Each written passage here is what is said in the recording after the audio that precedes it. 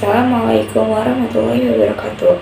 Saya Fira Mundisari, absen 6 dari kelas 94, akan menjawab 21 soal pertanyaan bab teknologi ramah lingkungan. Teknologi ramah lingkungan atau yang sering disebut sustainable technology atau green technology merupakan bentuk penerapan teknologi yang memperhatikan prinsip-prinsip kelestarian terhadap lingkungan. Teknologi ramah lingkungan memiliki 3 prinsip dasar. Yang pertama, reduce, reuse, dan recycle. Yang pertama, reduce. Reduce itu mengurangi jumlah limbah dengan mengoptimalkan penggunaan bahan baku. Yang kedua, reuse. Reuse itu menggunakan kembali bahan-bahan yang sudah tidak terpakai atau mengolah limbah dengan cara tertentu. Yang ketiga, recycle. Recycle menggunakan kembali bahan-bahan yang sudah tidak terpakai dengan metode yang sama. Teknologi ramah lingkungan telah diterapkan di beberapa bidang, antara lain bidang energi, transportasi, lingkungan, dan juga industri. Yang pertama, bahan bakar dari tumbuhan atau biofuel. Biofuel adalah salah satu jenis bahan bakar alternatif yang berasal dari bahan-bahan organik. Biofuel ini terbagi menjadi 2 jenis, yaitu dalam bentuk etanol dan juga biodiesel. Etanol adalah salah satu jenis alkohol yang dapat dibuat dengan fermentasi karbohidrat atau reaksi kimia gas alam. Berbeda dengan bioetanol, biodiesel adalah jenis bahan bakar yang bahan bakunya itu berasal dari lemak nabati seperti kelapa sawit atau minyak jarak. Yang kedua, biogas. Biogas merupakan salah satu jenis bahan bakar alternatif yang diperoleh dari proses fermentasi bahan-bahan organik oleh bakteri anaerob. Bakteri anaerob adalah bakteri yang hidup di lingkungan yang tanpa oksigen. Yang ketiga, sel surya. Kita dapat mengubah energi matahari menjadi energi listrik dengan menggunakan solar cell atau sel surya. Yang keempat, pembangkit listrik tenaga air atau hydropower. Hydropower ini menggunakan energi gerak dari aliran air untuk menghasilkan listrik. Cara umum untuk memanfaatkan hydropower ini biasanya dengan membangun dan juga membendung sungai untuk membentuk tempat penampungan air yang besar. Yang kelima, ocean power atau pembangkit listrik tenaga pasang surut air laut dan ombak. Kita juga dapat memanfaatkan energi pasang surut air laut dan ombak untuk menghasilkan listrik. Tetapi pembangunan teknologi ini membutuhkan biaya yang sangat mahal, dan juga alat ini mudah sekali rusak akibat korosi oleh air laut dan juga badai. Selanjutnya, ada pembangkit listrik tenaga angin atau wind power. Angin dapat ditangkap oleh turbin angin dan dapat diubah menjadi listrik. Saat ini ada 2 jenis pembangkit listrik tenaga angin yang dikembangkan, yaitu pembangkit listrik tenaga angin yang berada di daratan dan juga yang berada di pantai. Kemudian ada geothermal. Energi geothermal ini merupakan panas yang tersimpan dalam tanah, lapisan dasar bumi, dan juga cairan dalam kerak bumi. Salah satu cara untuk mengambil energi geothermal untuk dijadikan listrik yaitu dengan menggunakan sistem pompa panas geothermal. Sistem ini dapat memanaskan dan juga mendinginkan rumah dengan menggunakan perbedaan temperatur. Yang terakhir ada fuel cell atau hydrogen power. Ilmuwan saat ini sedang mengembangkan sel bahan bakar atau fuel cell dengan menggabungkan gas hidrogen dan juga gas oksigen. Reaksi antara gas hidrogen dan gas oksigen ini menghasilkan panas yang sangat tinggi sehingga dapat digunakan sebagai sumber energi listrik. Bioetanol merupakan jenis bahan bakar yang bahan bakunya berasal dari etanol atau alkohol yang difermentasi. Kemudian biodiesel. Biodiesel merupakan jenis bahan bakar yang bahan bakunya berasal dari lemak nabati seperti minyak kelapa sawit dan juga minyak jarak. Kemudian ada biogas. Biogas merupakan jenis bahan bakar yang bahan bakunya berasal dari proses fermentasi bahan-bahan organik oleh bakteri anaerob atau bakteri yang hidup di lingkungan tanpa oksigen. Menurut saya, Indonesia harus lebih fokus terhadap pengembangan teknologi sel surya. Mengapa? Karena Indonesia kan memiliki iklim tropis dan juga terletak pada garis khatulistiwa sehingga mudah memperoleh sinar matahari. Dan kita harus memanfaatkan sinar matahari itu sebagai teknologi ramah lingkungan agar menghasilkan energi listrik yang lebih banyak. Hydropower itu mengubah energi kinetik atau gerak pada air menjadi energi listrik. Sedangkan wind power itu mengubah energi kinetik atau gerak dari angin menjadi energi listrik. Ya, menurut saya Indonesia memiliki potensi untuk mengembangkan teknologi ramah lingkungan ini. Karena Indonesia kan negara kepulauan dan sepertiga wilayahnya itu adalah lautan. Jadi, Indonesia ini memiliki potensi yang sangat besar untuk pengembangan ocean power ini. Akan tetapi biayanya cukup mahal dan juga teknologi ini mudah rusak karena korosi air laut.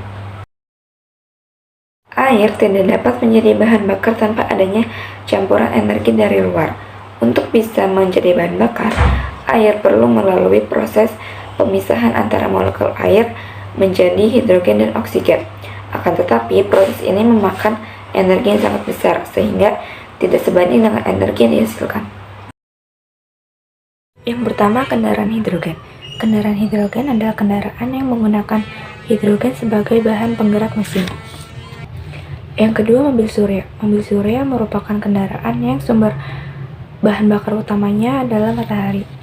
Yang ketiga, mobil listrik. Mobil listrik merupakan mobil yang didorong oleh satu atau lebih motor listrik menggunakan energi listrik yang disimpan dalam baterai. Indonesia sudah mulai mengembangkan mobil tangga listrik ramah lingkungan.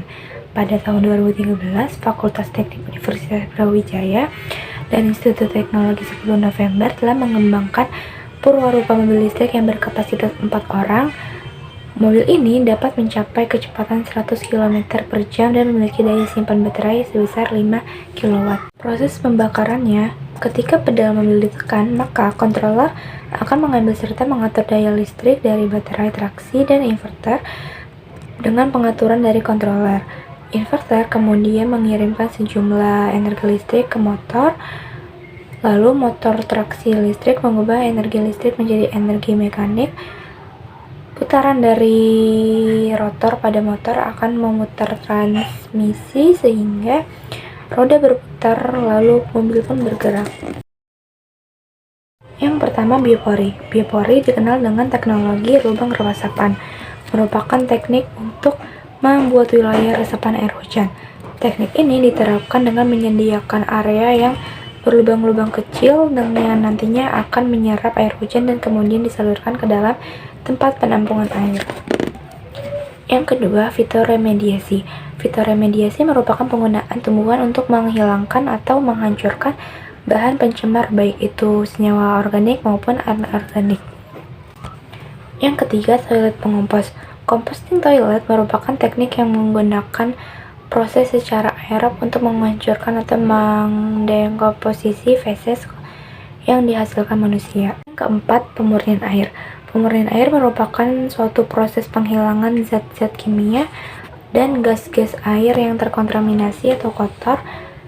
Teknik ini dapat menggunakan dua cara, yaitu pemurnian air secara sederhana dan pemurnian air secara osmosis balik. Biopori. Dalam teknik biopori ini, lubang-lubang resapan air dapat dimanfaatkan untuk membuat kompos dengan cara memberikan sampah organik seperti dedaunan atau sisa-sisa makanan. Keranjang Takakura. Caranya sangat sederhana. Memasukkan kardus seukuran keranjang, letakkan sekam yang sudah dijahit menggunakan kain jaring sehingga menyerupai bantal, masukkan sampah rumah tangga dalam kondisi tercacah, tutup keranjang menggunakan sekam, kemudian tutup menggunakan kain hitam. Aduk campuran biang bakteri dan sampah tersebut setiap hari untuk mempercepat pembusukan. Bunga matahari, sawi, eceng gondok, padi, tembakau, dan sansevieria.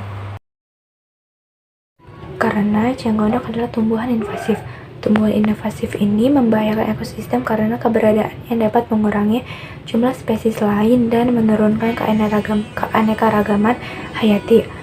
Invasi eceng gondok pada ekosistem perairan terjadi karena ia membutuhkan suplai oksigen yang cukup besar dari perairan yang didiaminya untuk proses evapotranspirasi atau proses penguapan oleh tumbuhan air. Tanaman ini menyerap banyak sekali oksigen dan menurunkan kadar oksigen air yang dibutuhkan oleh ikan. Akibatnya, banyak ikan yang mati karena kekurangan oksigen. Cara kerja toilet ini yaitu kotoran manusia dicampur dengan serbuk gergaji, sabut kelapa atau gambut lumut untuk memfasilitasi pengolahan aerobik, penyerapan cairan, dan mencegah bau. Teknologi osmosis balik ini diterapkan dalam pembuatan air minum dari air laut, yaitu dengan menghilangkan garam dan zat-zat lain yang tercampur dengan molekul air. Pada osmosis balik, pelarut seperti air akan bergerak dari larutan yang padat ke larutan yang encer. Hal tersebut dapat terjadi karena adanya tekanan dari luar sehingga dapat membalik arah aliran secara alami. Adanya tekanan dari luar akan menyebabkan air dari larutan yang pekat mengalir ke arah larutan encer, sehingga dapat dihasilkan air yang tidak mengandung garam. Biopulping adalah teknologi ramah lingkungan yang terinspirasi dari proses pelapukan kayu dan sampah tanaman oleh mikroorganisme. Proses pelapukan dilakukan secara alami oleh beberapa jenis mikrob dan jamur, sehingga sampah dari pohon-pohon yang telah mati akan kembali diserap oleh alam secara alami. Terinspirasi dari kemampuan mikrob dalam proses pelapukan kayu, para ahli saat ini mulai mengembangkan proses pengolahan limbah dengan menggunakan mikroorganisme yang mampu menguraikan lignin secara alami yang banyak ditemui secara bebas di alam. Contoh mikroorganisme yang digunakan yaitu dari jenis kapang atau jamur Plebia subserialis dan Seriporiopsis subvermispora. Karena minyak bumi adalah sumber daya alam yang tidak dapat diperbarui, untuk mendapatkannya pun sangat sulit dan membutuhkan waktu yang sangat lama untuk mendapatkannya kembali. Pada proses pengolahan minyak juga menyebabkan pencemaran udara. Selain itu, proses kilang minyak membuang limbah yang beracun pada suatu kubangan seperti danau dan mengakibatkan hal yang berdampak buruk bagi ekosistem. Penggunaan batu bara juga menimbulkan pencemaran yang sangat tinggi dengan CO2 dan SO2 yang dihasilkan saat pembakaran, dan pada proses pengambilan batu bara juga menyebabkan pencemaran pada air dan tanah. Yang pertama, menggunakan lampu hemat energi, menggunakan panel surya, menutup keran jika sudah tidak terpakai, mengatur ventilasi, menjemur baju di bawah sinar matahari, bike to work, tidak menggunakan listrik secara berlebihan, berjalan kaki jika tempat tujuan dekat, mencabut rice cooker jika tidak digunakan, jangan mengisi daya telepon semalaman, menggunakan fasilitas transportasi umum, menggunakan listrik PLTA, memanfaatkan pencahayaan alami, memanfaatkan energi alternatif, merawat peralatan listrik secara teratur, membiasakan kebiasaan hemat energi, tidak menggunakan air secara berlebihan, menggunakan lampu LED, memanfaatkan biogas atau biodiesel, dan mengurangi frekuensi menggunakan gadget agar tidak terlalu mengisi daya dengan listrik.